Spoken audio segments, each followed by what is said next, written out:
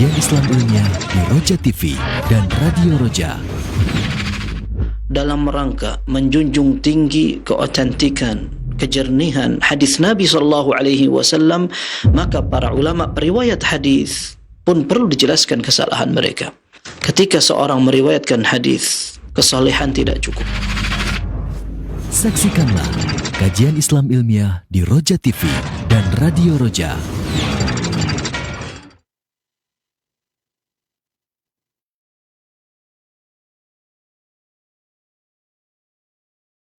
Bismillahirrahmanirrahim. Assalamualaikum warahmatullahi wabarakatuh. Ikhwatal Islam azani Allahu wa iyyakum. Alhamdulillahirabbil alamin, hamdan katsiran thayyiban mubarakan fih, kama yuhibbu rabbuna wa yarda, wassalatu wassalamu ala asrafil mursalin wa ala alihi wa ashabihi ajma'in wa man tabi'ahum bi ihsan ila yaumil qiyamah wa ba'du.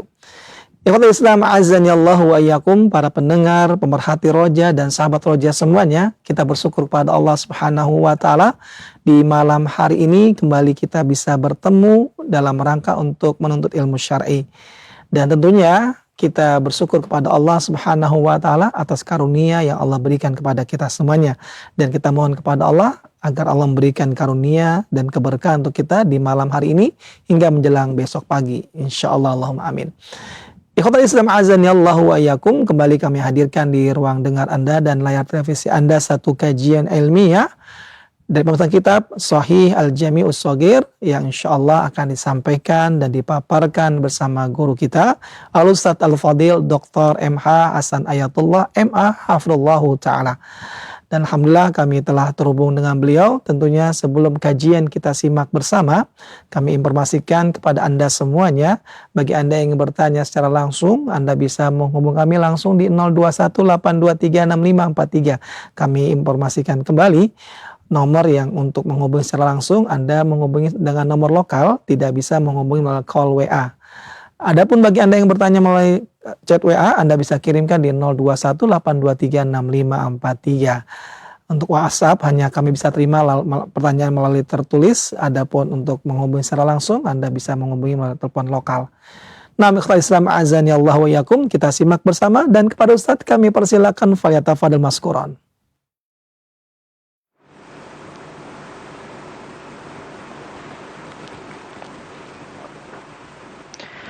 Bismillahirrahmanirrahim. Alhamdulillahi rabbil alamin. Wa bihi nasta'inu ala umurid dunya waddin. Wassalatu wassalamu ala al-mab'uthi rahmatan lil alamin. Nabiyyina Muhammad wa ala alihi wa sahabatihi wattabi'in wa man tabi'ahum bi ihsanin ila yaumiddin. Ya ayyuhalladzina amanu taqullaha haqqa tuqatih wa la tamutunna illa wa antum muslimun.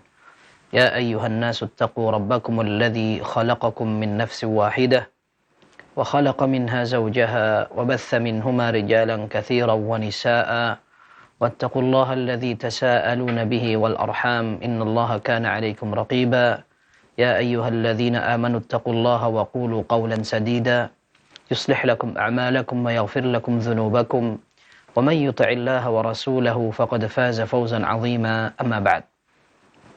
Ikhwas sekalian, kaum muslimin dan muslimat, pemirsa Roja TV dan seluruh kaum muslimin yang mengikuti pengajian malam hari ini, semoga kita menjadi hamba Allah yang bersyukur, memanfaatkan nikmat Allah dengan seperti yang dikehendakinya, dan kita ingin tidak lupa dengan nikmat Allah Subhanahu wa taala, sehat, aman, dan bisa makan.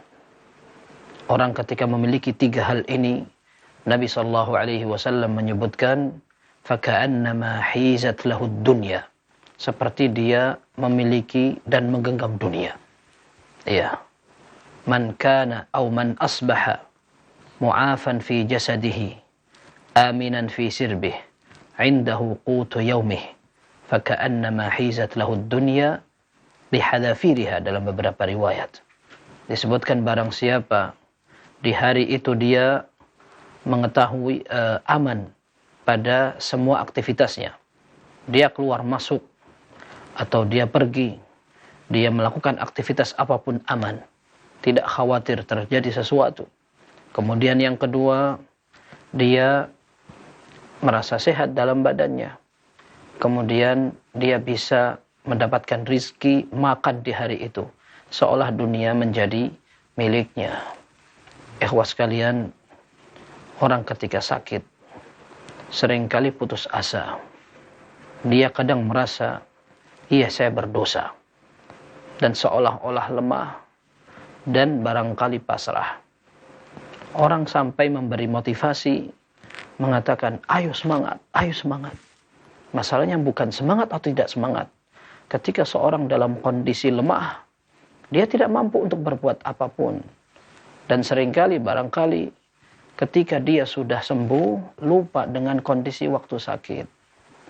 Sekuat apapun orang, ketika sakit dia betul-betul pada sisi yang terlemah. Dan dia pasrah tidak bisa berbuat apa-apa. Orang kaya, pejabat, memiliki semuanya. Ketika sakit selesai urusannya, seolah dia akan pasrah kepada orang yang bisa membantunya. Dunia medis, obat-obatan, disuruh istirahat, tidak beraktivitas, kekuatan yang dibanggakan hilang. Ini bisa jadi teguran dari Allah Subhanahu wa taala. Maka kita akan merasa nikmat sehat itu pada saat Allah menguji dengan sakit. Maka ini yang juga disampaikan oleh Ibnu Rajab Al-Hambali rahimahullah. Beliau mengatakan, wa aktsaru hadhihi an-ni'mah innama yu'rafu qadruha 'indal man'i minha. Kebanyakan nikmat yang Allah berikan ini baru dirasakan berharganya pada saat hilang. Maka beruntung orang-orang yang bisa mengambil pelajaran dari orang lain. Sampai di dalam pepatah Arab mengatakan, fas-sa'idu man wu'idha bighairihi. Orang berbahagia adalah orang yang bisa mengambil nasihat dari kejadian orang lain. Mendapat musibah, diuji Allah, dia tahu bahwa musibah itu bisa menimpa dia, maka dia bersyukur dan dia memanfaatkan. Selama dia tidak memiliki dan tidak diuji Allah, maka dia manfaatkan kesempatannya, kesehatannya, dan iman dan akalnya. Sebelum Allah Azza wa Jalla mampu untuk memberikan hal serupa kepada dirinya. Sampai orang Arab juga mengatakan, wasyaqiyyu man itta'adha bihi ghairuhu. Orang celaka adalah orang yang dijadikan pelajaran orang lain, sementara dia tidak mengambil pelajaran.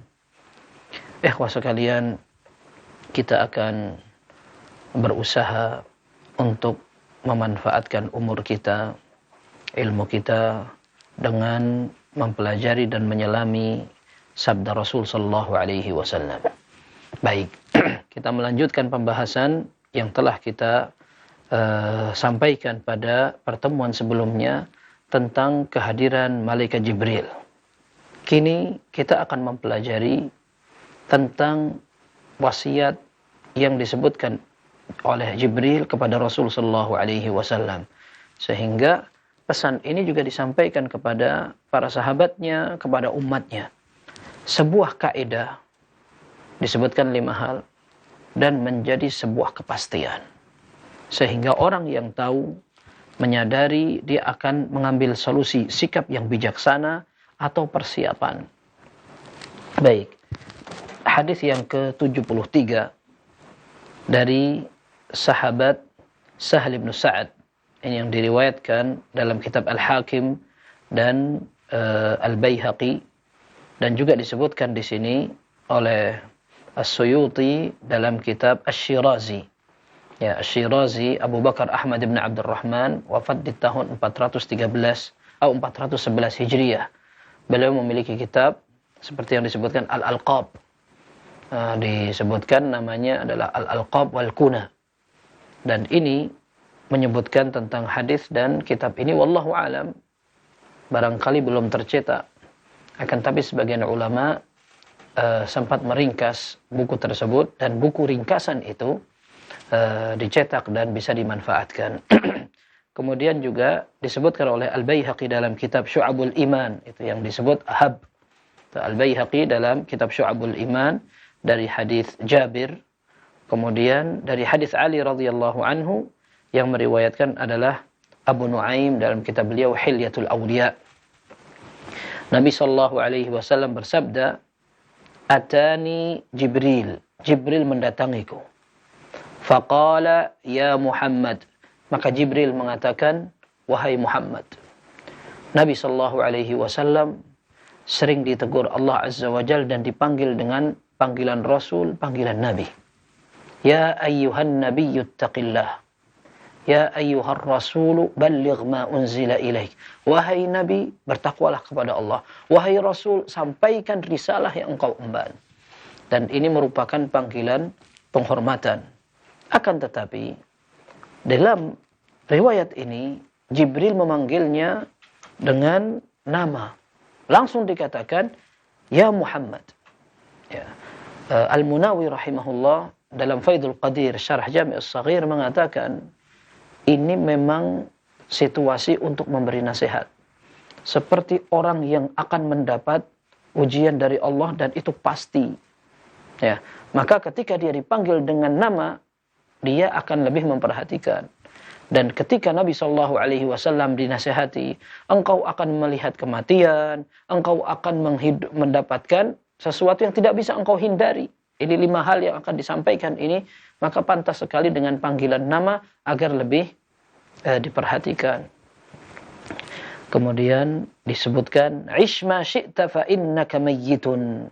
Wahai Muhammad, hiduplah sesukamu karena nanti engkau akan mati cepat atau lambat. Orang yang tahu bahwa usianya panjang pun tahu, orang berakal faham, dia pasti akan mati. Tidak ada orang yang kekal. Ya, innaka mayyitun wa innahum mayyitun. Engkau wahai Muhammad mati dan mereka semua akan mati. Kullu nafsin dha'iqatul maut, setiap jiwa akan mati. Kalaupun seandainya ada yang diberi kesempatan panjang umur, kita tahu bahwa umur umat Muhammad sallallahu alaihi wasallam terbatas. Nabi sallallahu alaihi wasallam menyatakan a'maru ummati ma baina 60 ila 70 wa aqalluhum man yajuzu dzalik. Umur umat ini atau umur umatku, kata Nabi sallallahu alaihi wasallam, berkisar 60 sampai 70 tahun. Jarang yang lebih dari itu. Kalau ada yang lebih berarti sedikit. Baik, dulu ada umat-umat yang panjang umurnya. Dan mereka juga mati. Seperti disebutkan dalam Al-Quran. فَلَبِثَ فِيهِمْ أَلْفَ سَنَةٍ إِلَّا 50 عَامًا. Nabi Nuh diutus Allah Azza wa Jalla berdakwah di kaumnya 950 tahun. Itu berdakwahnya. Umur beliau sebelum berdakwah berapa? Mungkin sekali umur beliau 1000 tahun.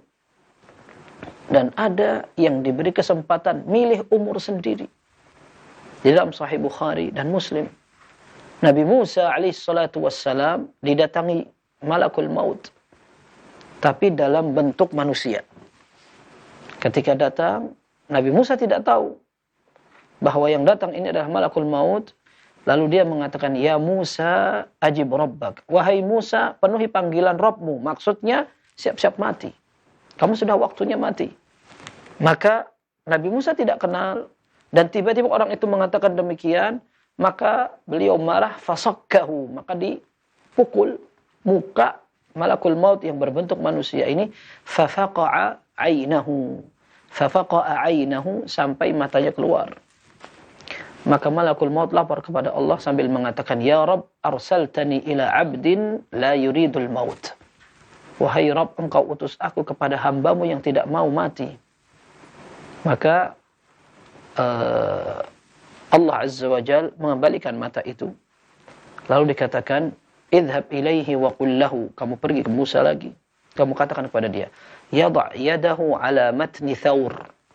Biar dia meletakkan tangannya di punggung lembu. Di punggung lembu begini. Walahu ala ma ghattat yadahu. Walahu ala ma ghattat yadahu bikulli sya'ratin sanah. Dia sebesar tangannya menutupi bagian lembu, dan yang ada di bawah tanah atau di bawah tangan ini ada bulu-bulu yang dimiliki oleh lembu itu. Satu helai bulu bisa dijadikan sebagai 1 tahun tambahan umur. Ya, dikatakan kalau seandainya dia mau, letakkan tanganmu saja sudah di lembu itu. Nanti ada bulu yang engkau tutupi dengan tanganmu. 1 helai lembu harganya sama dengan 1 umur. 1 tahun lagi tambah umurmu. Tapi Nabi Musa alaihissalatu wassalam mengatakan, "Ya Rabb, thumma mah?" Setelah itu apa?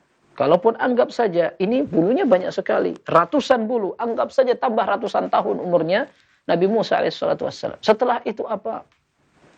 Maka Allah mengatakan tsummal maut. Ya, setelah itu mati. Maka Nabi Musa mengatakan, "Fal ana idzan." Kalau begitu sekarang saja. Enggak ada bedanya. Dan ini mestinya disadari oleh semua orang yang hidup. Kalau sudah pernah hidup berarti siap-siap mati. Ketika Abu Bakar radhiyallahu an melihat Rasul sallallahu alaihi wasallam sudah wafat, beliau sempat memeluk Nabi sallallahu alaihi wasallam, mencium antara dua mata beliau. Kemudian beliau menangis lalu mengatakan, "Lan yajma'allahu 'alaika mautatain."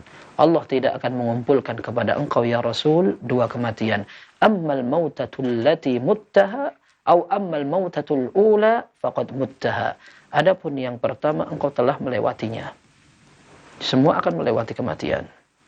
Maka ini juga sudah disampaikan Rasul sallallahu alaihi wasallam kepada umatnya dan beliau mendengar dari Jibril, "Ya Muhammad, isma syi'ta fa innaka mayyitun." Mau hidup sesukamu engkau akan mati.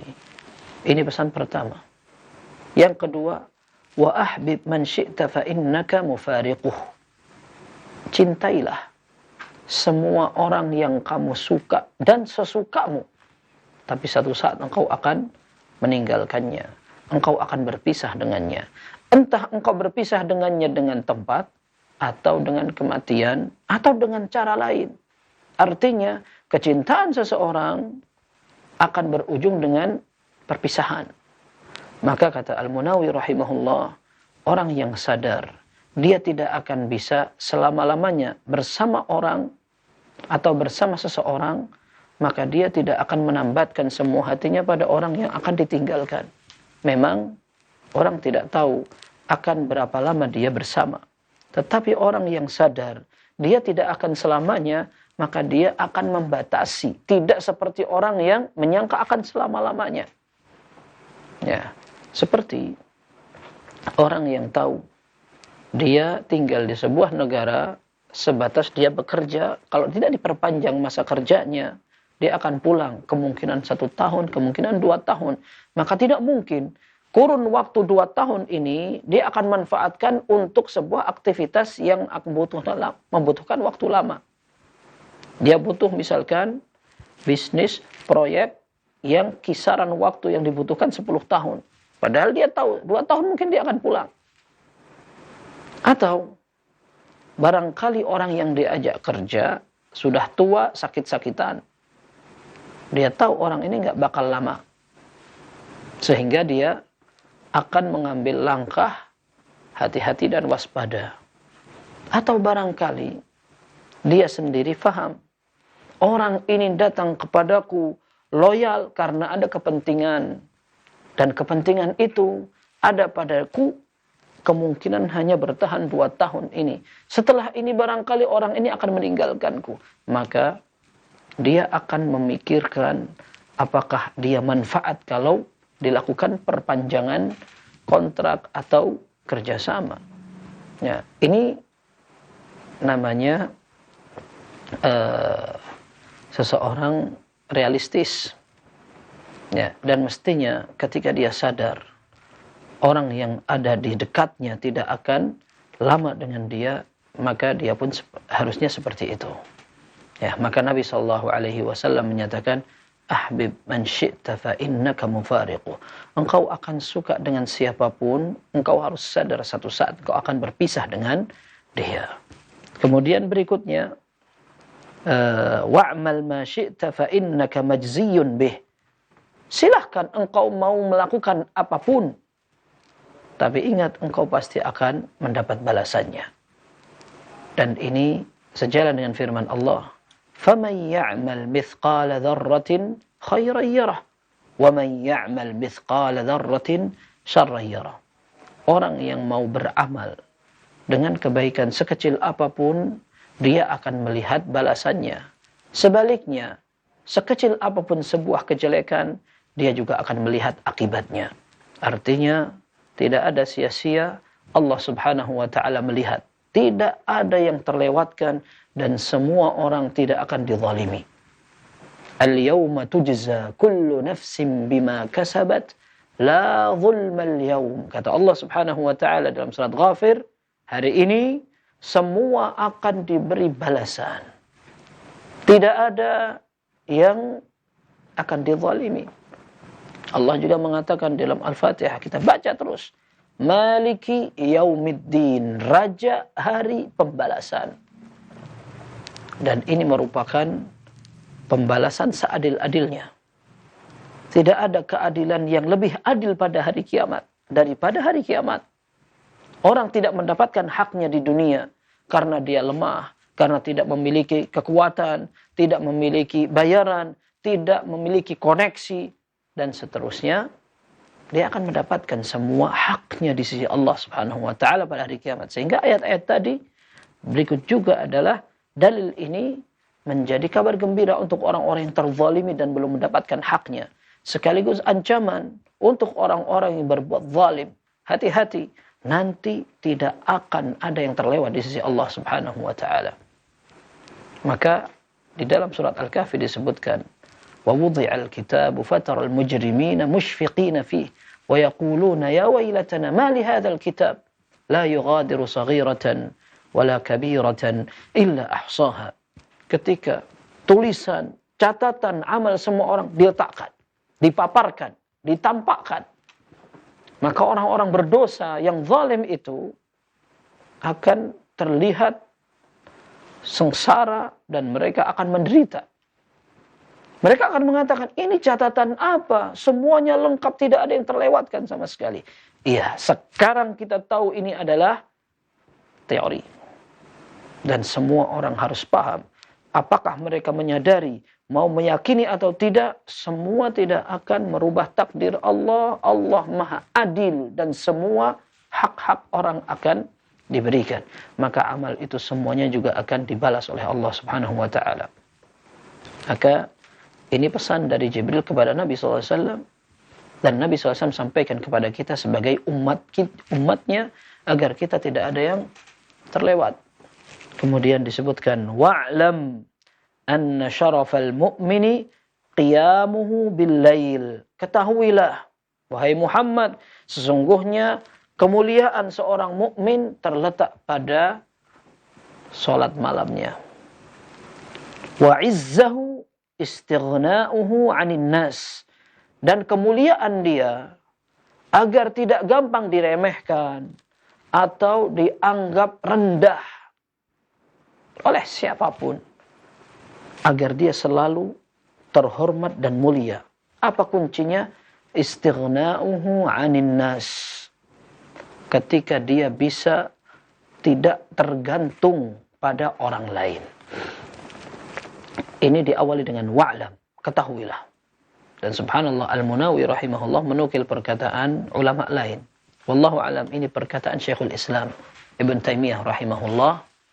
Ketika dikatakan i'lam, artinya ini ada pesan sesuatu yang tadinya engkau tidak tahu, kamu harus tahu. Dan ketika engkau belajar, engkau harus ajarkan. Ini isyaratnya begitu.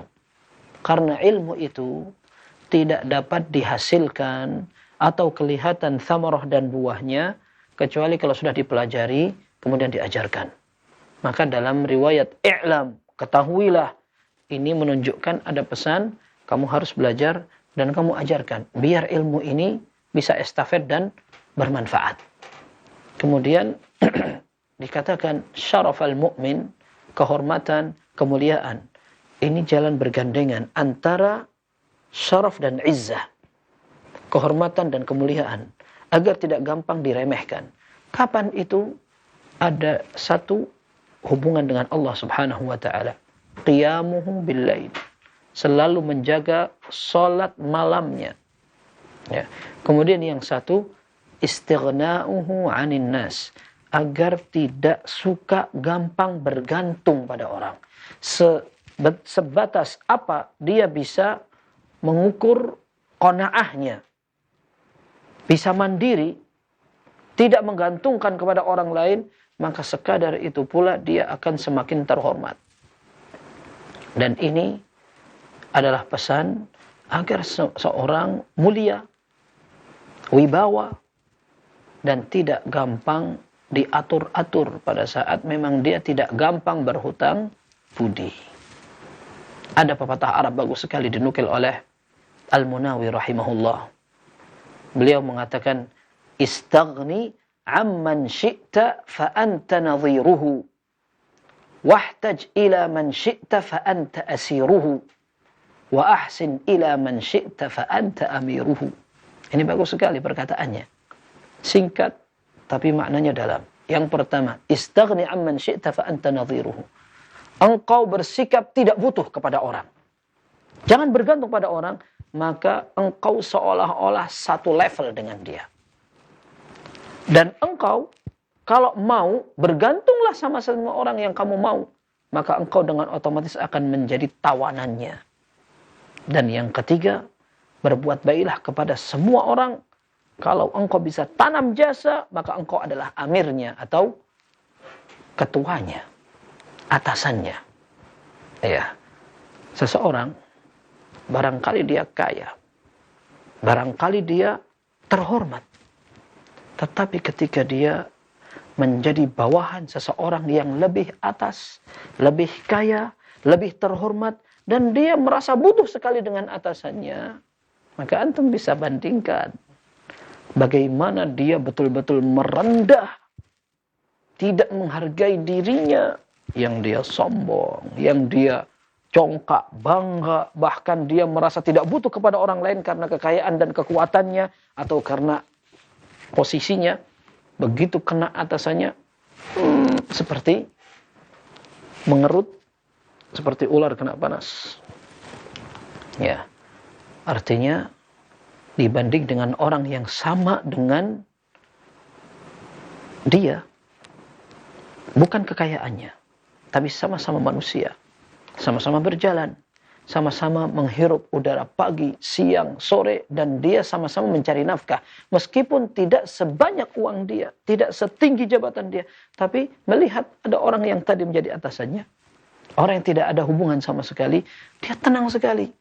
Ketemu di masjid, ketemu di lapangan, ketemu di tempat belanja, salaman, biasa. Karena memang ini manusia biasa, dan ini yang miskin juga manusia biasa. Ketemu tidak ada hubungan dan tidak ada ketergantungan, maka dia lebih merasa mulia. Berbeda dengan orang yang tadi bergantung di bawahnya dan seolah keuntungan dia hanya pada orang ini, maka dia terlihat akan sangat, bukan rendah lagi, bahkan mungkin terhina. Dia tidak berani ngomong apa-apa. Kalaupun dia ingin memiliki pilihan, tidak berani untuk menyelisihi atasannya. Maka berbeda dengan orang yang bebas. Ketika dia bisa menentukan semua atas pilihan, karena dia tidak tergantung pada orang lain. Merdeka. Dan ini mahal, kita katakan. Mahal sekali. Lihat bagaimana Nabi SAW, beliau bukan orang yang kaya, makan dengan segala kecukupan, kemudian permata, singgasana, kepengawalan, dan seterusnya. Kita tidak berbicara bahwa itu semua tidak boleh. Selama tidak berlebihan, maka seorang menggunakan fasilitas sesuai dengan kemampuan, tidak mengapa. Seorang pengen pasang pembantu, memberi pengawal, atau menggunakan kendaraan, rumah yang bagus, dan semuanya, tidak ada masalah.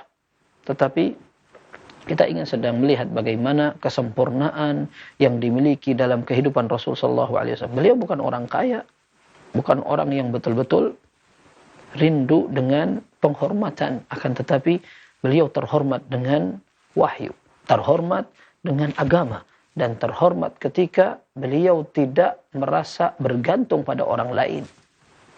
Satu sisi beliau pemimpin, dan beliau mengharap para sahabatnya yang mau sedekah silahkan, dan beliau puji beberapa sahabat yang memang bisa menguntungkan pasukan kaum muslimin.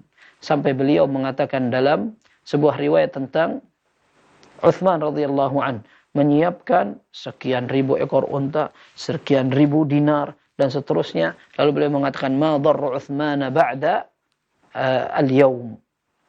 apa yang dilakukan oleh Utsman setelah sedekahnya yang begitu besar ini tidak akan merugikan dia.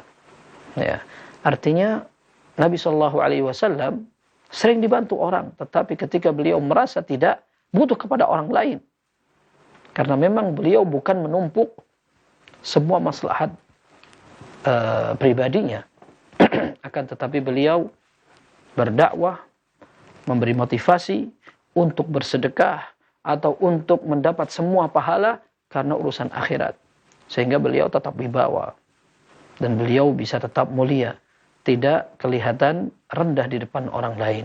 Kuncinya di sini. Dan Nabi Shallallahu Alaihi Wasallam pernah mengatakan, izhad fima indan nas yuhibbakan nas.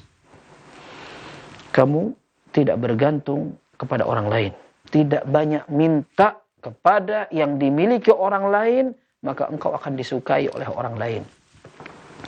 Disebutkan oleh Ibnu Rajab rahimahullah dalam syarah hadis ini, sehebat dan sesuka apapun seseorang kepada orang lain, kalau dia suka diminta maka dia tidak suka.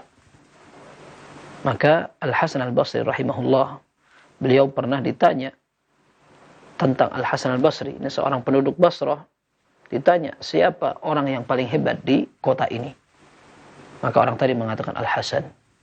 Ya, maksudnya Al-Hasan Al-Basri adalah orang hebat nomor satu di situ. Kenapa? Bima sadahum. Apa yang membuat Al-Hasan Al-Basri rahimahullah hebat dan menjadi pemimpin di tengah kalangan masyarakatnya?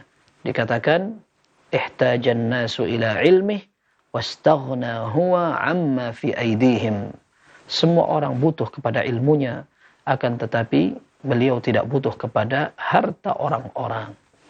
Ini mahal sekali. Jadi intinya di dalam hadis ini, kata Al-Munawi menukil beberapa perkataan ulama, ada pesan untuk melatih jiwa bagaimana dia tampil ideal dan terhormat dunia akhirat, di depan Allah dan di depan manusia, agar dia bisa menjadi seorang yang ideal zahiran wa batinah. Dikatakan perlu dia banyak memperbaiki hubungan dengan Allah Subhanahu wa taala.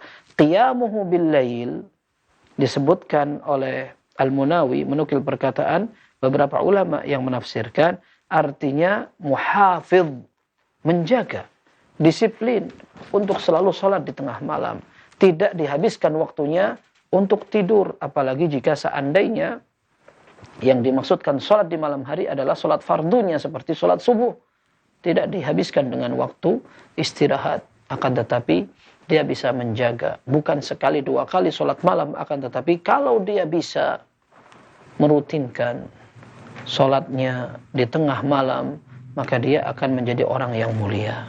Intinya ini ada 5 pesan yang kita sebutkan tadi sebagai kaidah, sekaligus sebagai sebuah kepastian. Ketika orang pasti akan mati, pasti akan berpisah dengan orang yang dicintai, pasti akan melihat hasil apa yang dilakukan, kemudian kemuliaan yang dia dapatkan dapat diraih dengan sholat malam. Kemudian yang berikutnya, yang terakhir, pada saat dia ingin terhormat di depan orang lain, jangan dijadikan orang rendahan, ketergantungan, bahkan dipandang remeh oleh orang lain. Caranya itu tadi dalam hadis disebutkan, jangan gampang bergantung, suka minta dan seterusnya. Baik. Hadis berikutnya, hadis 74, disebutkan dari riwayat Abdurrahman ibnu Khambash. Ya, Abdurrahman ibnu Khambash ini yang meriwayatkan hadis ini, dan hadis ini disebutkan dalam Musnad Imam Ahmad, At-Tabarani dalam kitab Mu'jam beliau. Nabi sallallahu alaihi wasallam menyatakan, "Atani Jibril, Jibril mendatangiku.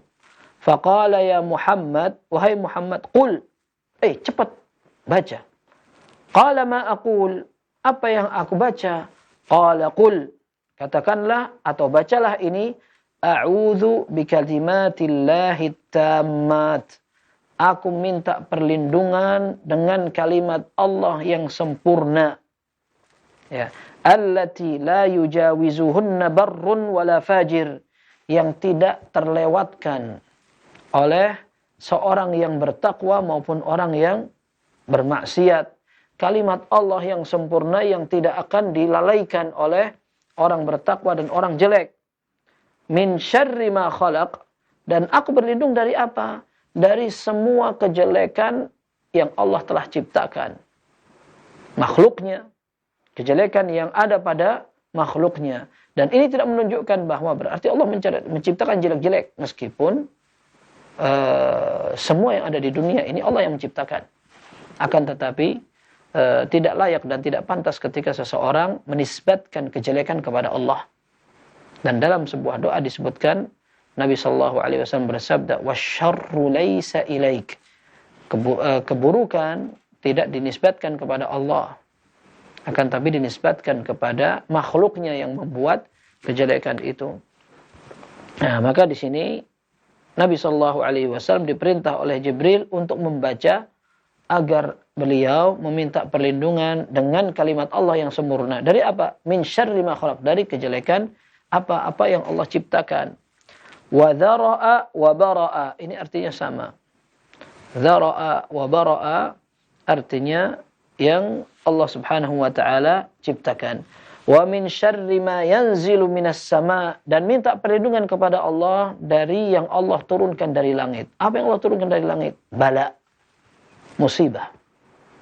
Jika seandainya Allah mengutus makhluknya dari langit untuk melakukan sesuatu yang dikhawatirkan merugikan, seperti petir atau hujan batu wal'iyadzubillah, atau air bah, hujan berkepanjangan, angin topan, dan seterusnya.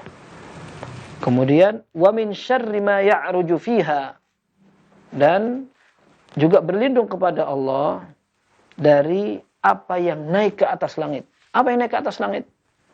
Disebutkan tafsirnya al-a'mal as-sayyi'ah, amal-amal yang kotor, yang jelek, maksiat yang akan dilaporkan kepada Allah, otomatis akan berbuah catatan keburukan.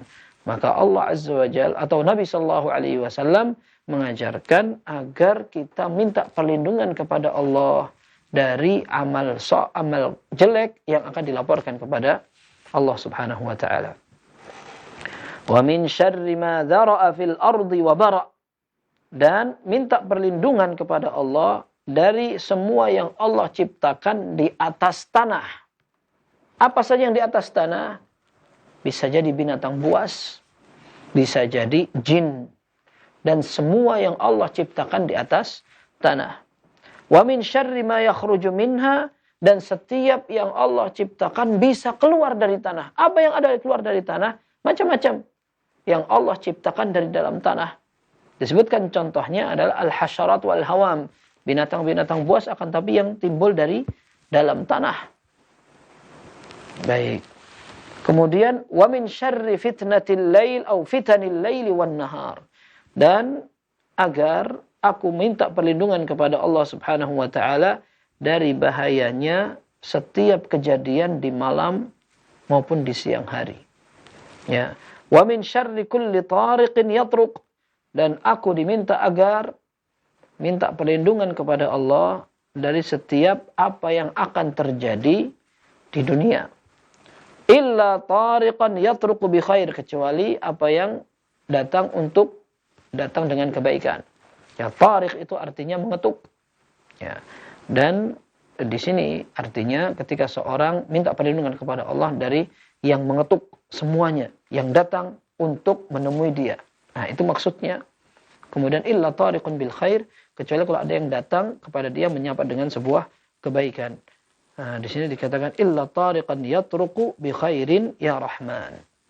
Hadis ini disebutkan dalam beberapa riwayat dengan sanad yang disahihkan pula oleh Syekh Albani, bahwa setan datang kepada Nabi sallallahu alaihi wasallam. Ya, ja'atis syayatinu ila Rasulillah sallallahu alaihi wasallam minal awdiyah. Setan ini datang kepada Nabi sallallahu alaihi wasallam dari beberapa lembah. wa tahaddarat alaihi minal jibal, dan ada sekumpulan setan turun dari gunung menuju Nabi sallallahu alaihi wasallam. Wa fihim syaitanun ma'ahu syu'latun min nar yuridu an yahriqa biha Rasulullah sallallahu alaihi wasallam. Ada pula setan-setan yang turun bersama mereka membawa api yang berkobar-kobar ingin membakar Rasul sallallahu alaihi wasallam. Ini setan ini. Setan ingin mendatangi Nabi SAW untuk membakar Nabi SAW. Kita bayangkan. Dan Nabi SAW sempat ketakutan. Disebutkan dalam riwayat itu, faru'iba, sampai Nabi SAW ketakutan. Qal, ja'ala yata'akhir. Sampai dalam beberapa riwayat disebutkan, Nabi SAW sempat mundur.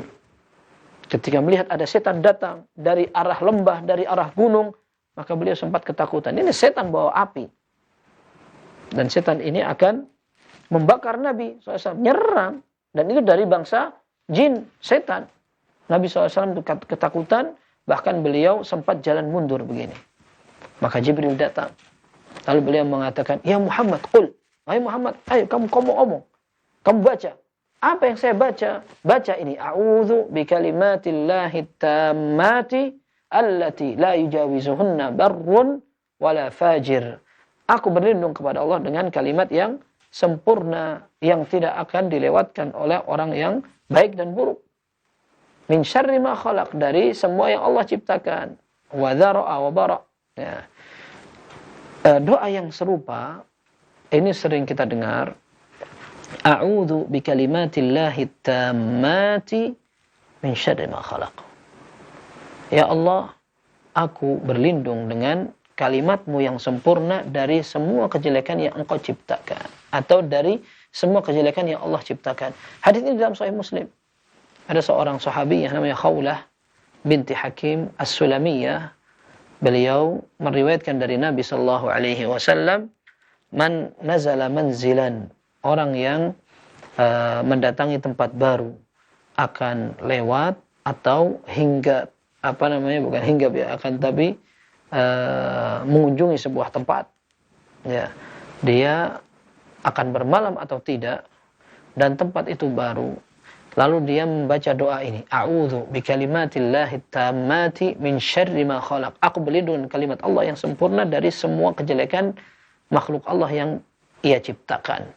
Lan yadurruhu syai'un hatta yarhala aw yartahila min manzilihi dzalik.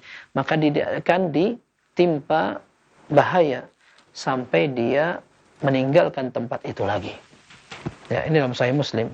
Dalam riwayat lain di Suyuti rahimahullah dalam kitab Al-Jami' As-Saghir, beliau juga meriwayatkan hadis lain yang semakna dengan ini, sampai dalam hadis Abu Hurairah dikatakan dalam hadis yang lain disebutkan, ama innaka law qulta hina amsayta lam tadurrak. Nah, disebutkan dalam riwayat Muslim juga, seandainya engkau membaca doa ini, a'udzu bikalimatillahi tammati min syarri ma khalaq, seandainya engkau membaca doa ini hina tumsi, ketika kamu masuk waktu petang atau waktu sore, lam tadurrak, maka tidak akan ada yang bisa mencelakakan kamu.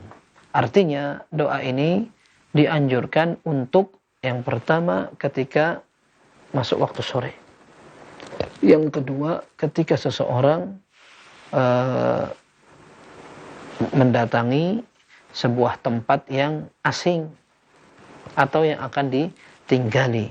Kalau dia berdoa dengan itu, maka diharapkan dia akan selamat. Baik. Disebutkan oleh para ulama, apakah dia pasti akan selamat 100%?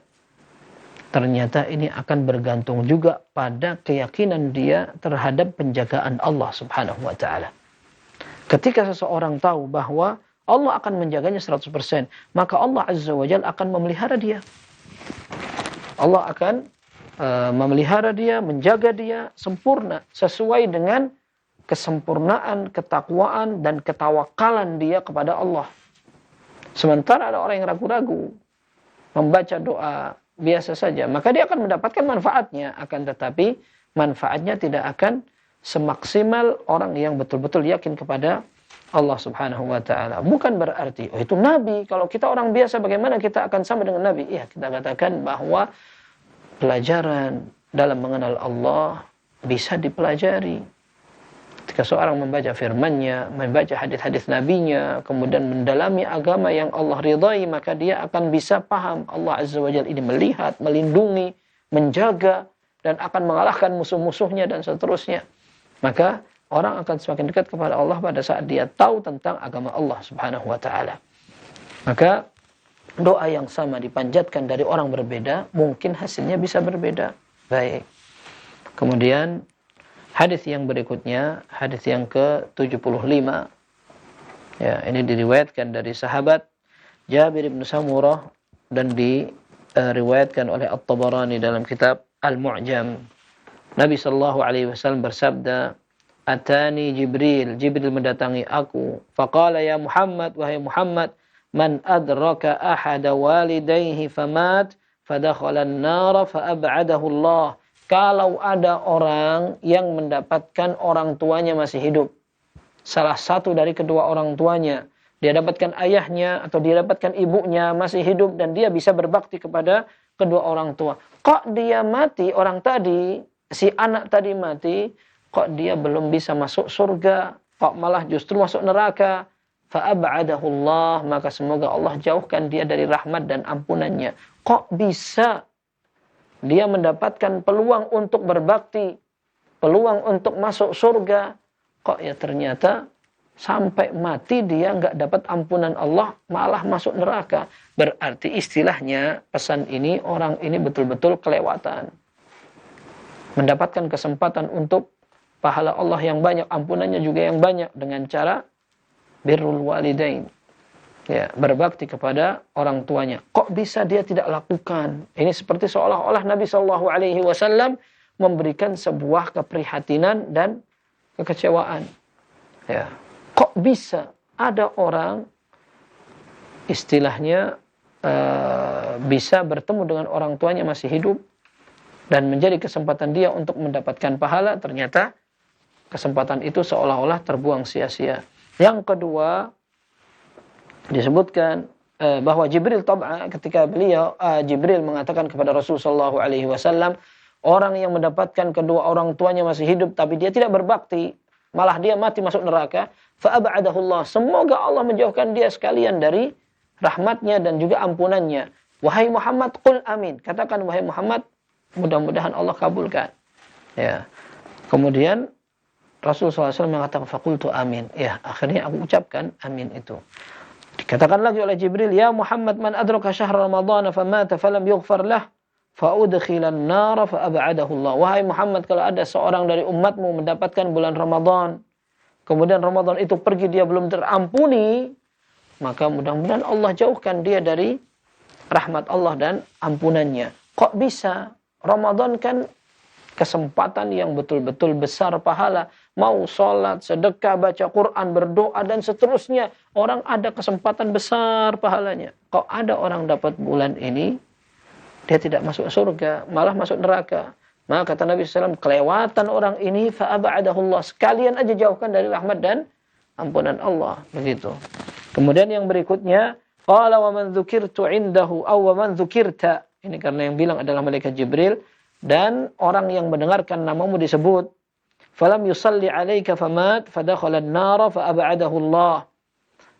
Barang siapa orang yang mendengarkan namamu disebut tapi dia tidak bersolawat, ya, bahkan dia mati dan masuk ke dalam neraka. Mestinya dia bisa banyak bersolawat sehingga dia bisa terselamatkan dari api neraka. Kok dia tidak pernah bersolawat?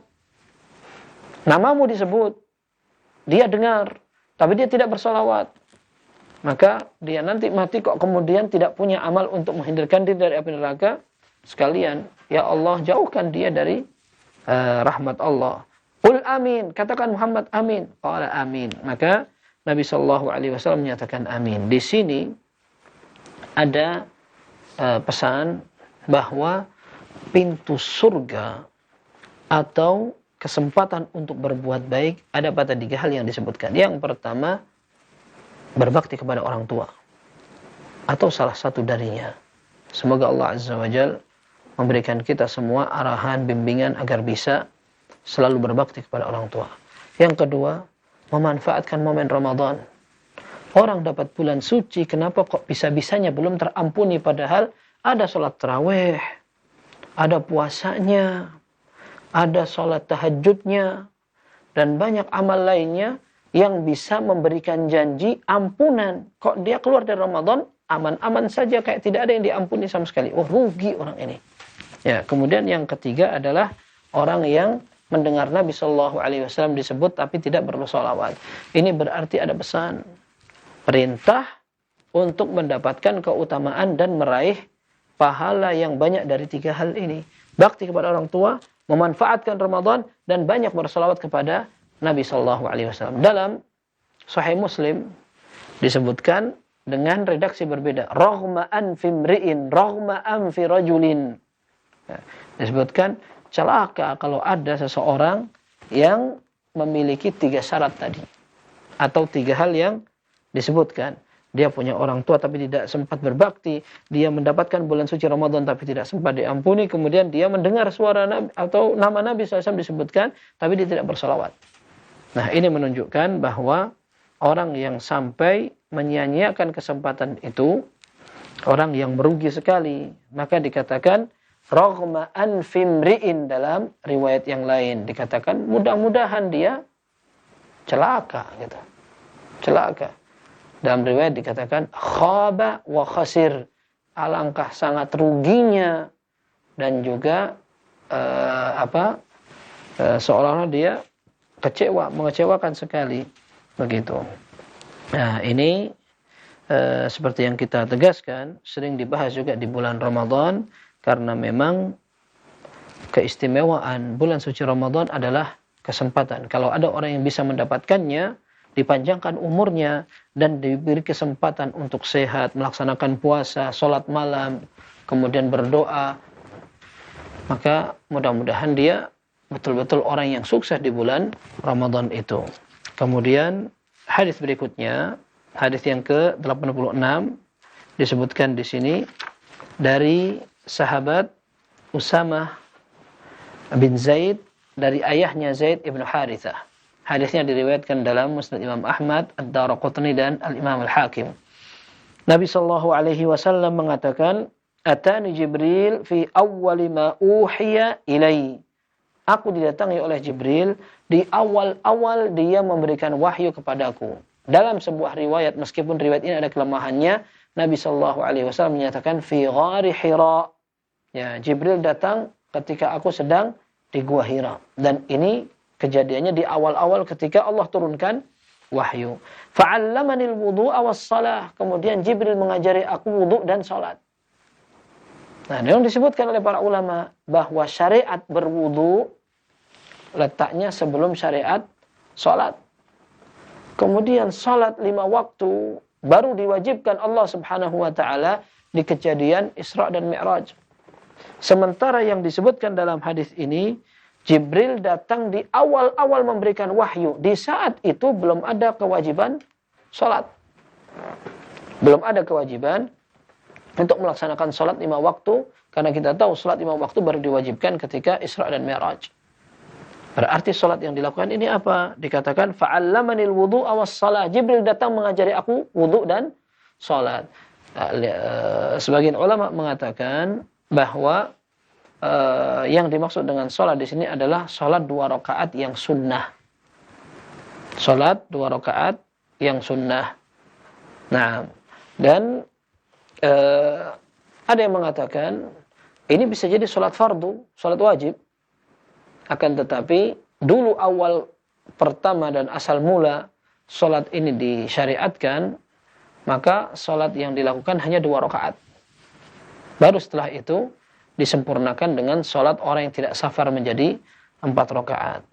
Nah, yang jelas di dalam riwayat ini menyebutkan bahwa Jibril sempat memberitahu dan mengajari Rasulullah sallallahu alaihi wasallam tata cara wudu dan salat.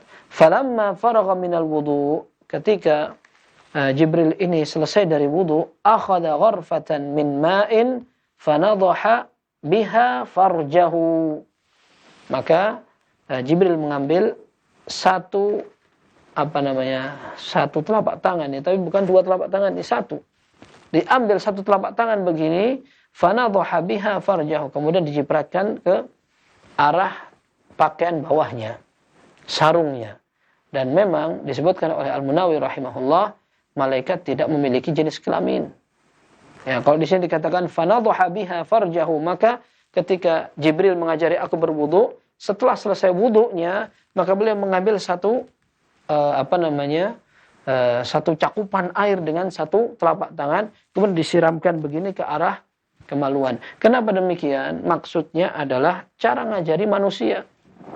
Jibril dan malaikat lain tidak memiliki jenis kelamin. Akan tapi yang disiramkan di situ adalah di arah di mana biasanya orang-orang menggunakan pakaian di bawah, entah itu sarung atau pakaian jubah atau apa, tapi yang diarahkan adalah arah di kemaluan. Maksudnya untuk apa? Wudu sudah selesai, dan ini masih ngambil air lagi dicipratkan. Tujuannya adalah untuk menghilangkan was-was.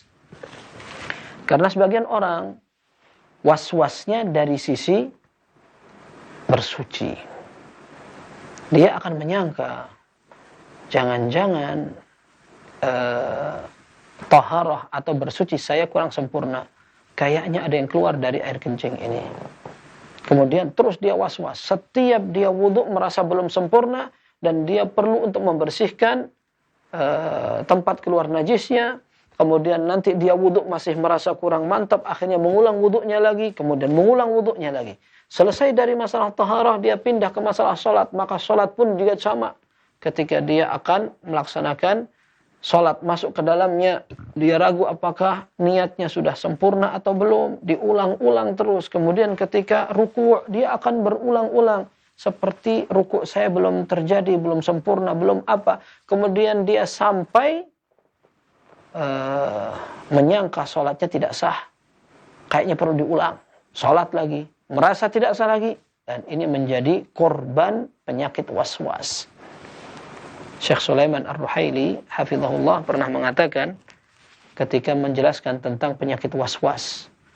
Was-was itu artinya keraguan-raguan, keganggu sehingga dia tidak bisa segera melaksanakan aktivitas karena aktivitas sebelumnya kayaknya wudunya belum sempurna, kayaknya bacaan Al-Fatihahnya belum sempurna, kayaknya sholatnya belum sempurna sehingga harus diulang terus, hanya terbelenggu dia dan dia susah untuk mengerjakan ibadah lain karena terbelenggu dengan ibadah yang tadi ada was-wasnya.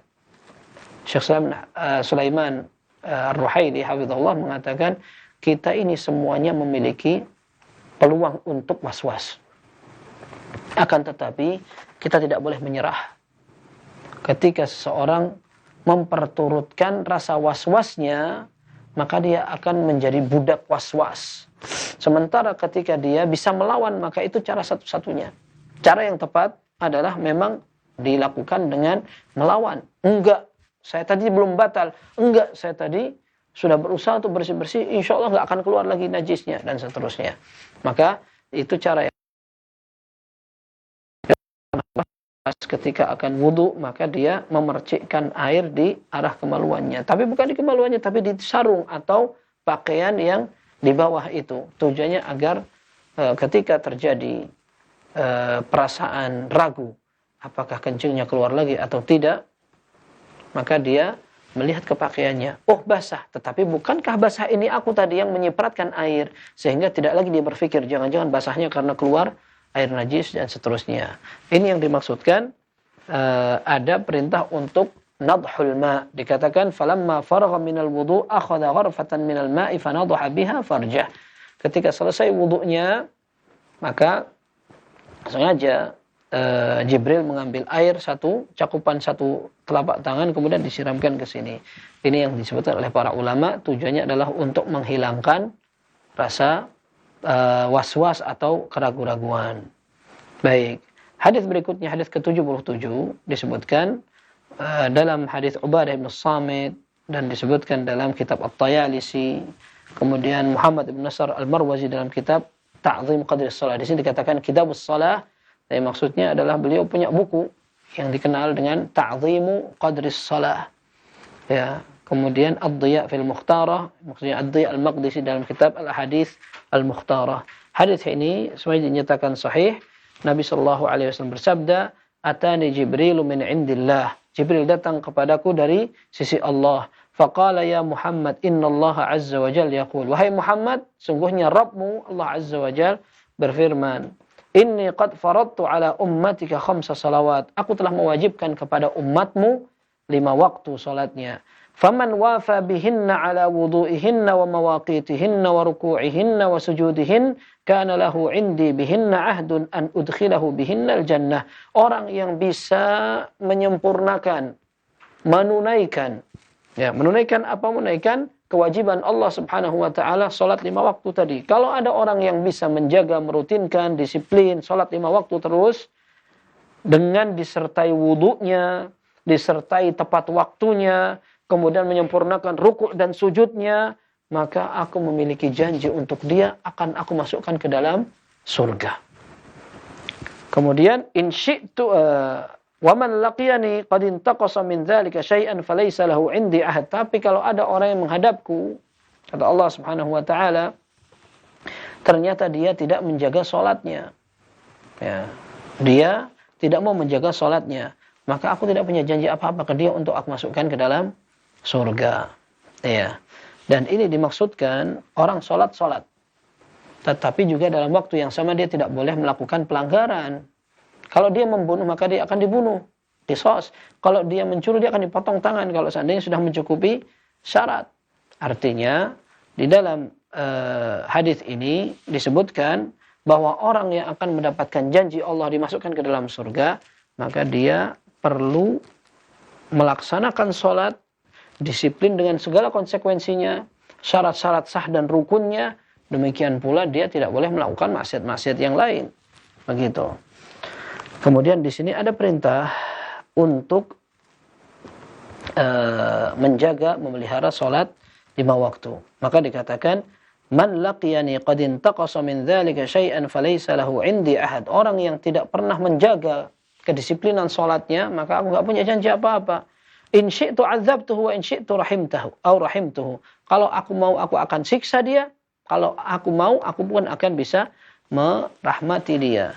Tapi maksudnya dalam hadis ini disebutkan bahwa salat 5 waktu ini diwajibkan kepada umat Rasul sallallahu alaihi wasallam, dan ini juga menunjukkan penekanan agar seorang tidak gampang meninggalkan salat. Dan kita lihat di sini bagaimana Nabi Shallallahu Alaihi Wasallam menceritakan Allah Azza wa Jal siap untuk memberikan pahala orang-orang yang melaksanakan sholat untuk dimasukkan ke dalam surga. Baik.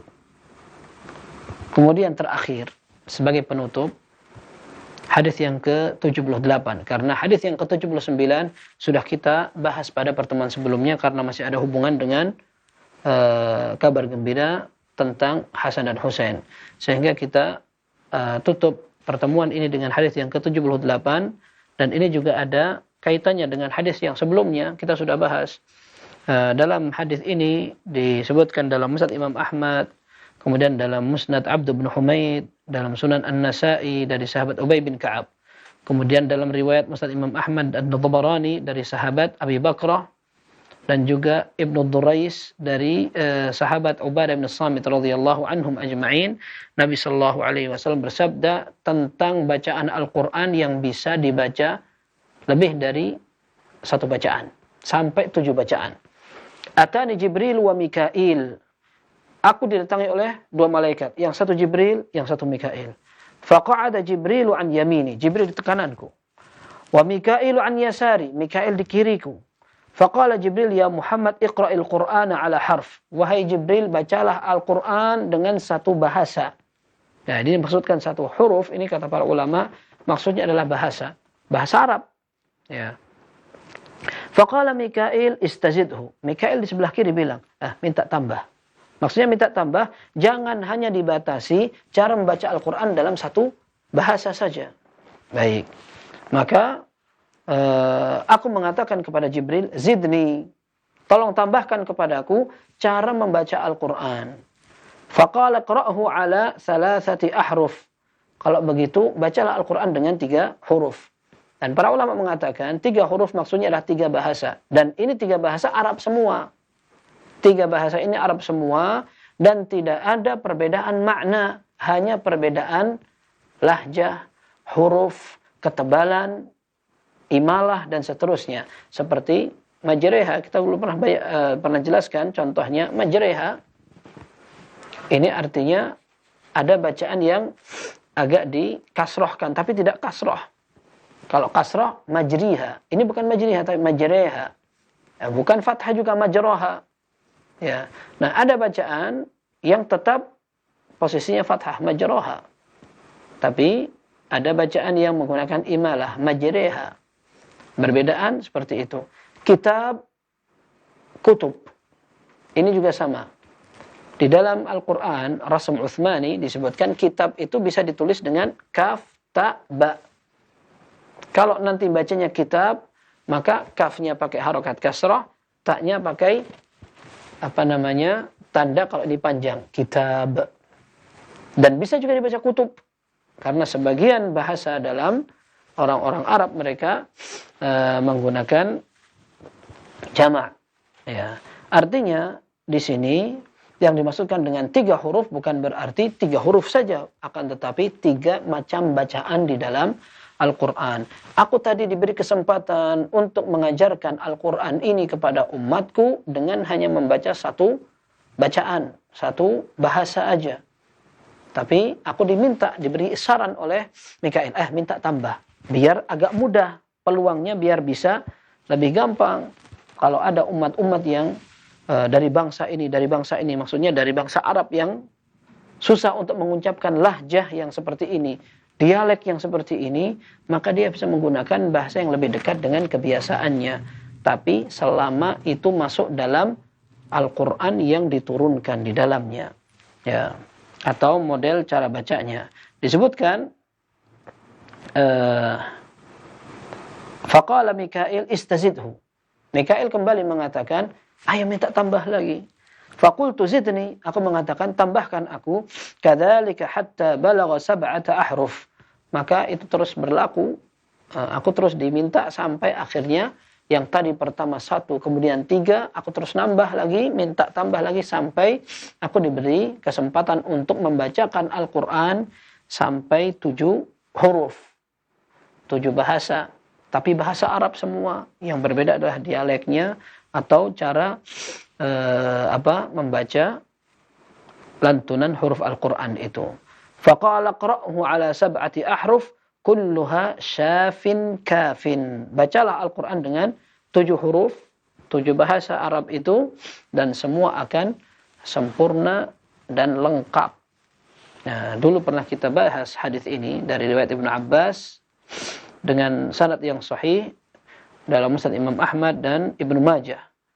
Nabi SAW menyatakan, aqra'ani Jibrilul Qur'ana ala harfin. Dulu Jibril mengajari aku membaca Al-Quran cuma 1 bacaan saja. Faraja'tuhu. Maka aku meminta agar Jibril nambahi lagi. Falam azal astaziduhu hatta intaha ila 7 ahruf. Dan aku terus minta kepada Jibril, tambahin lagi sampai 7 bacaan Al-Quran. 7 bacaan Al-Quran yang sekarang bisa dipakai semua. Dan ini diriwayatkan dengan mutawatir. Dan dulu pernah di dalam Sahih Bukhari dan Muslim, Umar bin Khattab radhiyallahu anhu pernah mendengar sahabat Hisham ibn Hakim membaca surat Al-Furqan dengan bacaan yang tidak pernah dipelajari oleh Umar dari Nabi SAW. Maka Umar sengaja mendengar sahabat ini. Kok bacanya berbeda dengan yang diajarkan kepada Umar radhiyallahu anhu. Sementara sahabat ini membacanya dalam sholat. Sampai Umar bin Khattab mengatakan, fakittu usawiruhu fis salah. Aku hampir membatalkan sholat dia. Gak sabar aku. Ini sahabat kenapa membaca bacaan yang tidak pernah diajarkan oleh Nabi SAW kepadaku. Fakittu usawiruhu. Aku hampir batalkan sholat dia yang dia lakukan itu. Fatasabbartu hatta salam. Tapi aku sabarkan diriku sampai orang itu selesai dari sholatnya. Begitu selesai, falabbabtu biridaihi. Aku langsung pegang dan cengkram ujung-ujung bajunya. Aku cengkram begini. Faqultu man aqra'aka hadhihi surah allati sami'tuka taqra. Kamu diajari siapa membaca bacaan kayak begini? Maka sahabat Hisham ibn Hakim mengatakan, aqra'aniha Rasulullah sallallahu alaihi wasallam. Oh, aku diajari oleh Nabi sallallahu alaihi wasallam bacaan-bacaan tadi. Maka Umar bin Khattab radhiyallahu anhu mengatakan, kadzabta, bohong kamu. Ya, fa inna Rasulullah sallallahu alaihi wasallam qad aqra'aniha ala ghairi ma qara'ta. Nabi SAW mengajari surat Al-Furqan aku. Tapi bacaannya enggak seperti yang kamu baca tadi. Fantalaqtu bihi aquduhu ila Rasulillah SAW. Maka aku bawa dia kepada Nabi SAW dalam kondisi tak cengkram. Ini Umar bin Khattab radhiyallahu anhu orangnya galak. Jadi beliau ketika melihat ada orang yang ternyata bacaannya beda, dikhawatirkan orang ini main-main. Maka dicengkram ini bajunya, dipegang begini. Kemudian aku bawa menghadap Nabi SAW.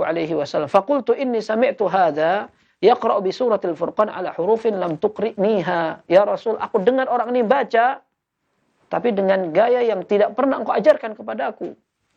Faqala Rasulullah SAW, arsilhu. Kata Nabi SAW, iya lepasin dulu. Lepasin dulu cengkeramannya. Lepas, baru Nabi SAW mengatakan, iqra' ya Hisham. Wahai Hisham, coba engkau baca. Maka dibaca oleh Hisham dengan qiraah yang tadi didengar oleh Umar.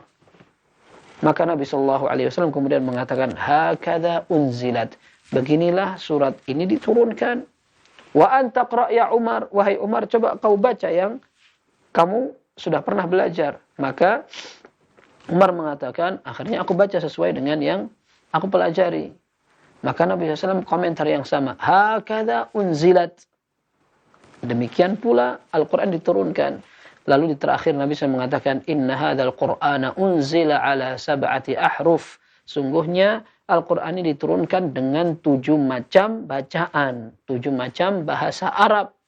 Faqra'u ma tayassara minhu. Bacalah sesuai dengan yang kalian mudah untuk baca.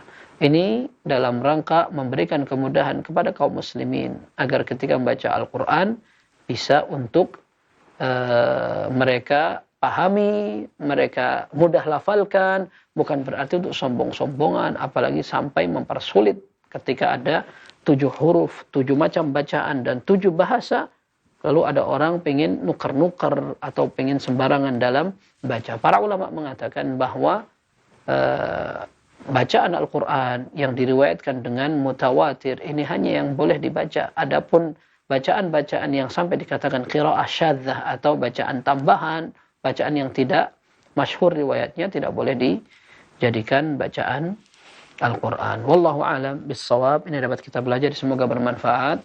Wa sallallahu wa sallam wa baraka ala abdihi wa rasulihi nabiyina Muhammad wa ala alihi wa sahbihi ajma'in. Walhamdulillahi rabbil alamin.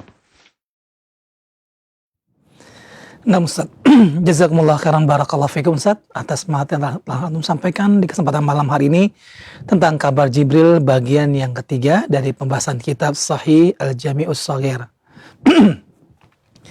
Nah, ketua Islam, azanillahu ayyakum, untuk sesi berikutnya kami membuka sesi interaktif soal jawab. Bagi Anda semuanya yang bertanya secara langsung bisa menghubungi kami di 0218236543 ataupun Anda dapat bertanya dengan mengirimkan chat WA di 0218236543. Nah, untuk yang pertama kita akan angkat pertanyaan dari telepon terlebih dahulu. Ya, silakan bagi Anda yang sudah terhubung. Ya, silakan. Baik, terputus. Kami tunggu kembali bagi Anda semuanya ikhwatal Islam azanillahu ayyakum. Bagi Anda yang bertanya bisa menghubungi kami di 0218236543. Kami persilakan kepada Anda untuk bertanya.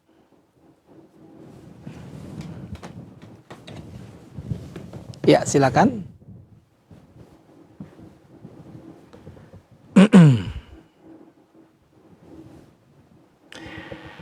Ya, silakan. Ya, Assalamualaikum warahmatullahi wabarakatuh, Pak Ustadz. Waalaikumsalam warahmatullahi wabarakatuh. Dengan siapa Ibu? Saya Herlina. Ya. Dari Keranji. Silakan Ibu Herlina.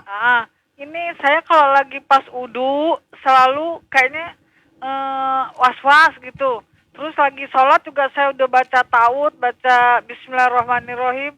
Terus saya niatnya suka Kalau saya nggak jaharinnya tapi ini pelan gitu, misal usoli fardu isai arbarakatin adan lillahi ta'ala gitu, terus kayaknya kok salah gitu, saya ulang lagi gitu, suka berkali-kali. Kenapa ya Pak Ustadz ya?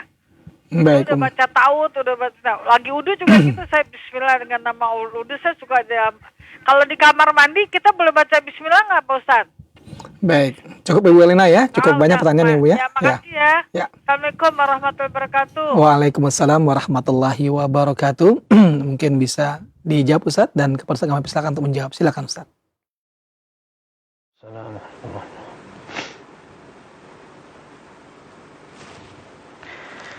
Baik, tadi kita sebutkan bahwa was-was ini peluangnya untuk semua. Orang punya peluang, tapi kalau seandainya kita tidak menyerah, kita tidak mengikuti dan memperturutkan, maka kita tidak akan diperbudak dengan perasaan was-was itu. Akan tetapi orang yang memang memperturutkannya, maka dia akan terbelenggu dengan kebiasaan was-was, tambah ragu, dan itu dari syaitan. Maka caranya isti'adah tadi yang pertama. Yang kedua, lawan. Bagaimana caranya? Yakinkan, mantapkan. Aman. Wudhu saya sempurna. Najis saya sudah saya atasi. Kemudian sholat sudah sah. Selesai. Tinggalkan, gak usah diperturutkan. Kenapa harus diulang? Dan ini sebenarnya ketika ada orang berusaha untuk ngulang-ngulang, merasa ini belum sempurna, dan dia memperturutkannya, maka sebenarnya dia sedang merugikan diri sendiri, mencapekkan, dan mungkin membuat sholatnya tidak selesai-selesai. Ketika membaca surat Al-Fatihah, ngerasa bacaannya kurang sempurna, kurang fasih, kurang mantap, dan kurang dihayati, akhirnya nambah lagi Al-Fatihahnya. Kemudian wudhunya kayaknya belum sempurna tadi, kayaknya batal lagi, atau kayaknya tadi keganggu apa ngobrol sehingga bacaan wudhu tidak sempurna, ngulang wudhu lagi. Tidak. Harus dilawan seperti ini. Cara ngelawannya adalah dengan mencukupkan dengan sekali saja. Ya, kita lakukan yang terbaik, wudu, kemudian setelah itu sudah, nggak boleh diulangi. Salat yang terbaik, kemudian setelah itu nggak usah diulangi. Biarkan sudah. Perasaan tidak mantap jangan dijadikan patokan dalam ibadah. Ibadah itu yang penting ikhlas, kemudian benar. Tidak mantap, tidak mantap, keganggu atau tidak, itu bukan patokan dalam ibadah. Maka kalau seandainya kita mengatakan, saya tidak mantap kalau tidak dengan suara keras. Akhirnya ketika sholat zuhur kita membaca seperti sholat isya. Kan nggak benar. Loh, ini saya nggak mantap ini. Saya membaca kalau lirih, suka keganggu dengan was-was, dengan bisikan-bisikan, dengan apa. Sudah setiap sholat zuhur saya seperti sholat isya. Nggak benar. Maka cara yang tepat untuk mengatasi was-was itu bukan dengan cara perasaan mantap atau tidak mantap. Akan tapi kita contoh dulu sholat Nabi SAW bagaimana. Ya, kita minta perlindungan kepada Allah, minta pertolongan kepada Allah, dan kita berusaha agar semua sholat kita benar. Setelah itu campakkan semua perasaan. Insya Allah, Allah akan beri pertolongan agar tidak ragu lagi. Dan memang kebanyakan orang yang diuji dengan perasaan was-was adalah kaum hawa. Tapi orang laki-laki juga bisa. Seperti saya pernah melihat ada orang seperti itu. Wudhu sampai badan basah semua, baju basah semua, bahkan tengah malam setengah 12 dia masih bergumul dengan air. Kenapa? Dia merasa salat isyanya belum sempurna. Kasihan sekali, tersiksa dia. Cara yang tepat, ada orang yang perlu memaksa, membimbing dia. Kamu sudah salat, gak usah diulang. Enggak, kamu sudah salat, gak usah diulang. Dan diikuti terus. Nah, seperti dulu pernah ada sebagian santri dan ditegur oleh ustadznya. Setiap selesai sholat jamaah dia keluar untuk sholat lagi. Ditegas. Kamu mau ngapain? Saya mau sholat ustadz. Saya belum sholat. Duduk di sebelah saya. Kamu sudah sholat, saya sudah lihat. Sudah duduk di sini. Sampai lama-kelamaan selesai juga itu. Artinya ini perlu perlawanan dan keseriusan. Insya Allah Allah kasih kekuatan dan pertolongan. Baca basmalah di kamar mandi tidak boleh. Ya, tidak boleh. Tapi kalau dalam hati tidak apa-apa. Tapi namanya bukan membaca, tapi bergumam. Kalau dalam hati itu. Maka orang yang akan baca basmalah dalam wudhu, kalau seandainya wudhunya dilakukan di dalam kamar mandi, basmalahnya di luar. Begitu. Wallahu a'lam bishawab. Nah Ustaz, jazakumullah khairan, barakallahu fikum atas jawaban yang telah antum sampaikan Ustaz, dan kita akan angkat satu pertanyaan kembali dari telepon di 0218236543. Naam, silakan bagi Anda yang sudah terhubung untuk bertanya. Ya, silakan. Baik, terputus. Nah Ustaz, kita akan angkat satu pertanyaan dari pesan singkat Ustaz yang sudah masuk. Ustaz, mohon dijelaskan, bagaimanakah hukumnya bagi seorang wanita yang selalu keluar angin ketika dalam sholat. Bagaimanakah hukumnya bagi seorang wanita yang selalu keluar angin ketika dalam sholatnya, Ustaz? Apakah memang harus berudu berulang-ulang setiap kali buang angin, ataukah hanya cukup berudu di awal saja atau di kedua kalinya ketika buang angin, Ustaz? Silakan Ustaz.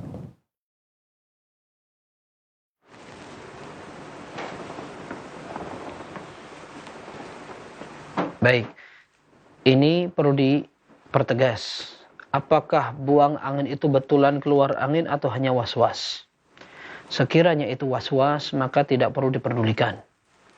Tapi seandainya memang itu keluar anginnya dan itu memang penyakit, maka ini tidak khusus untuk seorang wanita saja, tapi untuk laki-laki juga bisa. Sebagaimana bukan hanya angin, akan tetapi kencing. Kencing yang tidak bisa berhenti. Ini laki dan perempuan sama. Ada orang yang bisa keluar terus air kencingnya, dan ini para ulama menyebutkan sebagai silasul baul, penyakit silasul baul yang memang kencingnya selalu keluar. Maka caranya adalah ketika dia akan berwudu, ini untuk penyakit silasul baul, ya, yang air kencingnya tidak bisa berhenti. Ketika dia akan sholat dan dia berwudu, maka dia bersihkan dulu. Setelah dia bersih, maka tempat keluar najis itu disumbat, ditutup dengan sesuatu yang tidak membuat najis itu menyebar kemana-mana. Setelah itu dia berwudu. Setelah itu dia sholat. Setelah itu ketika dia sholat kok masih mengeluarkan air kencing dan tidak bisa berhenti, aman, nggak apa-apa. Para ulama menilai bahwa itu dimaafkan. Begitu. Demikian pula orang yang keluar angin terus. Orang yang keluar angin terus ini bisa dihukumi dengan silasul baul tadi karena itu penyakit. Nah, sebagian ulama mengatakan nanti wudunya menjelang sholat. Wudunya menjelang sholat. Bukan jauh-jauh sebelum waktu sholat. Sholat misalkan masih setengah jam lagi azan, dia sudah wudu. Wah, nanti akan batal lagi. Jadi menjelang dia sholat, maka dia wudu. Setelah itu dia sholat. Toh nanti keluar lagi di tengah-tengah sholat, biarkan. Karena itu dima'fu atau ditoleransi. Karena dia sakit. Wallahu a'lam bishawab.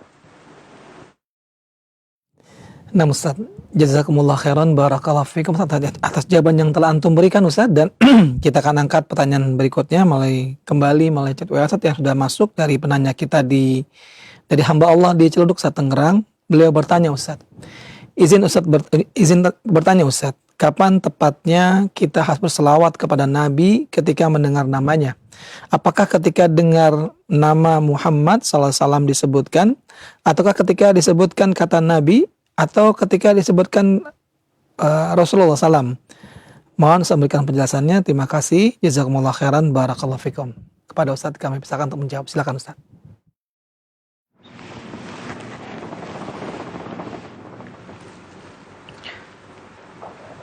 Wabaraka fikum. Iya, sama. Tadi yang disebutkan dalam hadis yang kita bahas, bahwa orang yang mendengar namaku disebut, falam yusalli alaik, dan dia tidak mengucapkan salawat kepada engkau, fa'ab'adahullah, semoga Allah jauhkan dia dari rahmat Allah dan ampunannya. Dalam lafaz Muslim dikatakan, raghma anfimri'in, orang yang seperti tadi itu celaka sekali. Siapa orang yang celaka itu? Orang yang mendengar namamu disebut engkau, tapi dia tidak bersolawat. Ada sebuah hadis, meskipun lafadznya ada sebagian ulama melemahkan. Al-bakhilu man dzukirtu indahu falam yusalli alayya. Tapi sebagian ulama mensahihkan atau menghasankan. Al-bakhilu, orang yang pelit itu, orang yang mendengar namaku disebut dan dia tidak bersolawat. Kapan itu? Ya kapan saja ketika dia mendengar Nabi SAW disebut.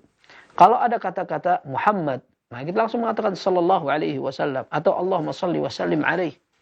Ketika ada orang mengatakan qala Rasul sallallahu alaihi wasallam, kita pun bersalawat. Kita bersalawat. Allahumma salli wa sallim alaihi atau sallallahu alaihi wasallam.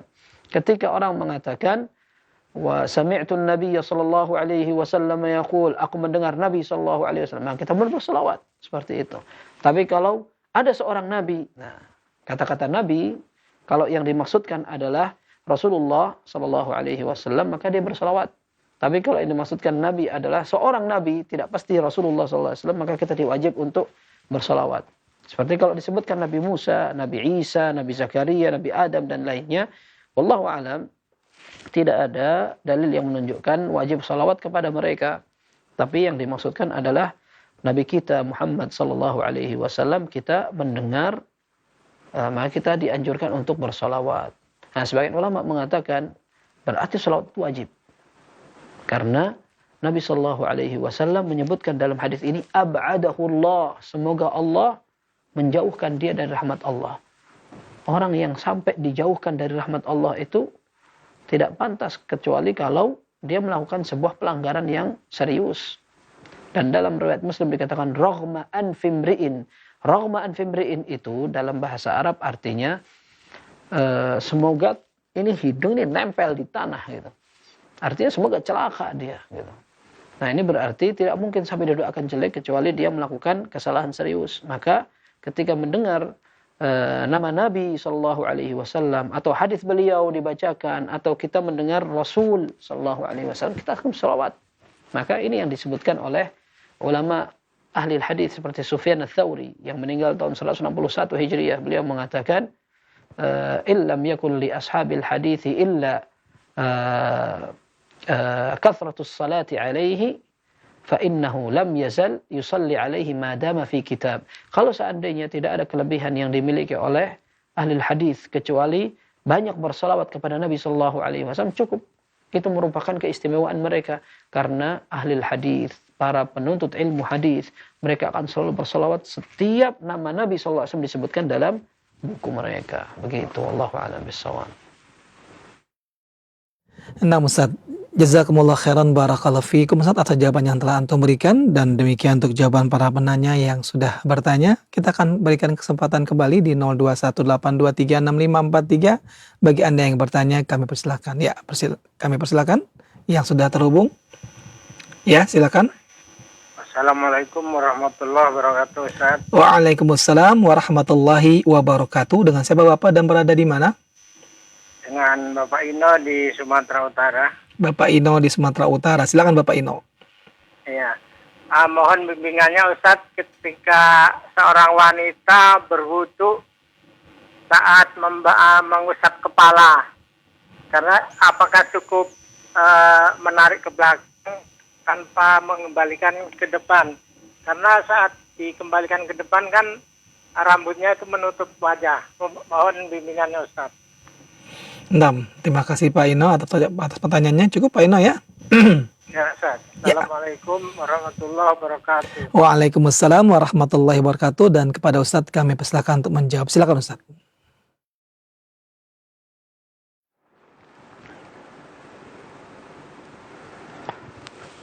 Baik, dalam hadis tentang tata cara wudhu Nabi sallallahu alaihi wasallam, kalau tidak salah disebutkan dalam hadis Abdullah bin Zaid bin Asim Al-Mazini kalau tidak salah ya, atau sahabat yang lain, akan tapi hadis ini sahih dalam Sahih Muslim. Dalam tata cara wudhu Nabi sallallahu alaihi wasallam mengusap dari depan ke belakang, dari jidat ini, bada'a bi muqaddami ra'sihi hatta dhahaba bihima ila qafah. Beliau mulai dari awal bentuk depan kepala sampai tengkuk, qafahu. Thumma raddahuma ila al-makan alladhi bada'a minhu. Kemudian dikembalikan lagi dari tempat asal beliau memulai tadi, begitu. Jadi begini, kemudian begini. Wallahu alam, ini tidak membedakan antara orang yang panjang rambutnya atau yang pendek, antara yang rambutnya tebal atau yang tipis, bahkan yang gundul, tidak dipisahkan, tidak dibedakan. Nabi sallallahu alaihi wasallam rambut beliau panjang, gondrong.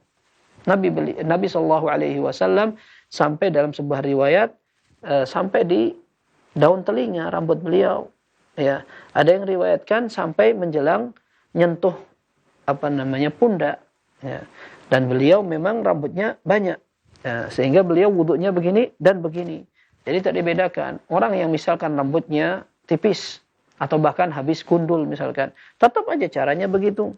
Demikian pula para wanita juga seperti itu. Kalaupun rambutnya nanti akhirnya kembali dan akhirnya kena mukanya, ya tidak apa-apa juga. Memang membatalkan wudu kalau seandainya rambutnya kena muka. Nah, dan orang melaksanakan wudu itu sebisanya. Tapi itulah sunnah kalau seandainya ada orang berwudu dengan memulai dari depan ke belakang, kemudian dari belakang dikedepankan, maka itulah sunnah, maka insya Allah tidak mengapa. Wallahu a'lam bishawab.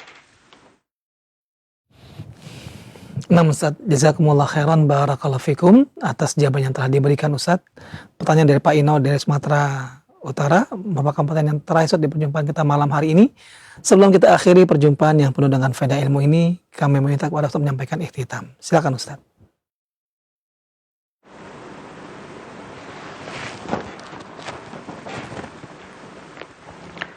Baik, ikhwah sekalian, ada sebuah perkataan yang pernah disampaikan oleh sahabat Nabi SAW yang mulia. Beliau adalah Sa'ad ibn Mu'adz radhiyallahu an. Beliau mengatakan, "Thalathun ana fihinna rajulun, wa amma fi ghairihinna fa ana rajulun minan nas." Ada 3 hal yang aku ingat-ingat. Aku pantas menjadi seorang kesatria karena aku betul-betul memperjuangkan. Kalau selain kesempatan yang 3 ini, aku orang biasa. Yang pertama, ma balaghani an Rasulillah sallallahu alaihi wasallam hadithun illa alimtu annahu haq. Tidaklah aku mendengar satu hadis dari Nabi sallallahu alaihi wasallam kecuali aku akan meyakini bahwa itu pasti kebenaran. Pasti kebenaran. Dan ini bukan beliau saja. Yang tadi yang disebutkan, beliau ini memiliki 3 kondisi. 3 kondisi ini aku bisa merasa bahwa aku ini betul-betul berjuang. Berjuang. Di selain 3 keadaan ini, ana biasa aja. Ana seperti orang-orang biasa. Gitu. Nah, yang pertama dia sebutkan bahwa aku tidaklah mendengar sebuah hadis kecuali aku akan pastikan, aku akan yakini bahwa itu adalah kebenaran. Yang kedua, tidaklah aku memulai sebuah salat sampai selesai kecuali aku akan berusaha untuk khusyuk, tidak boleh memikirkan yang lain. Kemudian yang ketiga, setiap aku mengikuti sebuah jenazah, maka aku akan selalu berpikir, ini jenazah, apa kira-kira yang akan dipikirkan? Kira-kira apa yang akan ditanyakan? Kemudian bagaimana kira-kira jenazah ini akan menjawab? Sampai jenazah ini nanti akan ditinggal oleh orang-orang yang mengantar. Yang 3 hal ini kata Sa'ad bin Mu'adz radhiyallahu anhu yang selalu beliau berusaha untuk memperjuangkannya. Dan ini merupakan sebuah prinsip yang perlu dipegangi.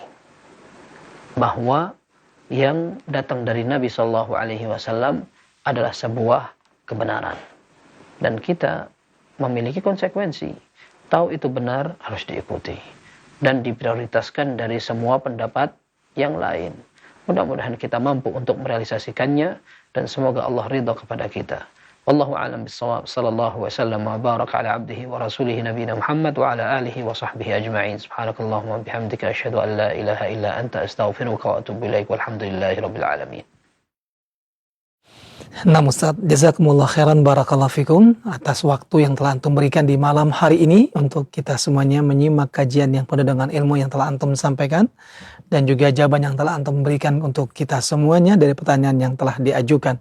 Kami ucapkan terima kasih banyak. Semoga Allah Subhanahu wa taala senantiasa menjaga antum dan meluaskan keilmuan antum sehingga semakin banyak faedah ilmu yang dapat diambil dari setiap perjumpaan bersama antum, insyaallah. Allahumma amin. Tak lupa pula kami ucapkan terima kasih banyak untuk rekan-rekan kami Kroloja Chelsea dan juga rekan-rekan kami yang berada di STD Jember. Atas kerjasamanya kita telah bisa menghadirkan kajian ini di tengah-tengah kalangan kaum muslimin. Semoga Allah Subhanahu wa taala memudahkan kembali untuk di pertemuan berikutnya kita bisa menghadirkan kembali kajian ini di tengah-tengah kalangan kaum muslimin. Dan untuk Anda semuanya ikhwatal Islam, azanillahu wa iyyakum, kami ucapkan terima kasih banyak atas kebersamaan Anda di malam hari ini dan juga atas atensi Anda. Kami ucapkan terima kasih banyak. Jazakumullah khairan, barakallahu fikum. Nantikan kembali kajian beliau insyaallah pada hari Kamis yang akan datang untuk kita simak bersama kelanjutan di pembahasan kitab Sahih Al-Jami'us Shaghir. Akhir kalam untuk Anda semuanya ikhwatal Islam, azanillahu wa iyyakum. Semoga Allah Subhanahu wa taala memudahkan bagi kita mengamalkan iman telah kita dapatkan dan tetap jaga kesehatan. Barakallahu fikum. Billahi taufiq wal hidayah. Wassalamualaikum warahmatullahi wabarakatuh.